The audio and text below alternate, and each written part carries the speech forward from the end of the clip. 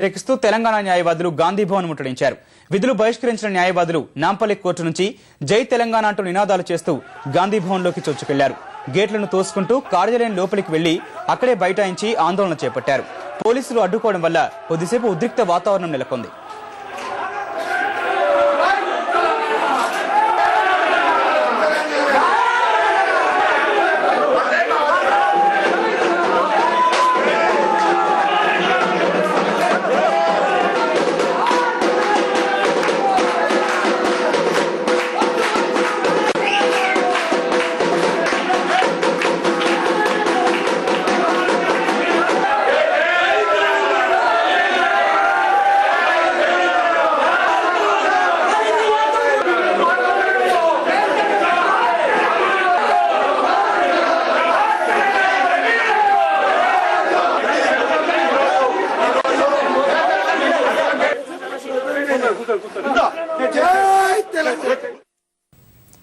తెలంగాణ బంద్కు తెలంగాణ న్యాయవాదులు మద్దతు ప్రకటించారు. నాంపల్లి కోర్టులో న్యాయవాదులు విధులు బహిష్కరించి కోర్టు ప్రధాన ద్వారం లోపల బైఠాయించారు.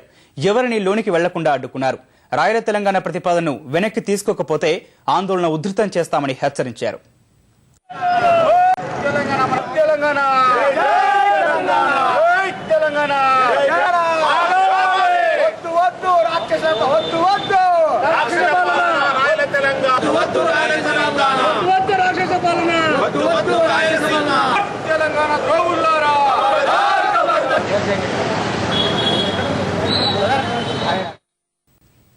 రాయల తెలంగాణను వ్యతిరేకిస్తూ తెరాస చేపట్టిన బంద్ రంగారెడ్డి జిల్లాలో ప్రశాంతంగా సాగుతోంది. ఉప్పల్ డిపో ఎదుట తెరాస శ్రేణులు వాహనాలను అడ్డుకున్నారు.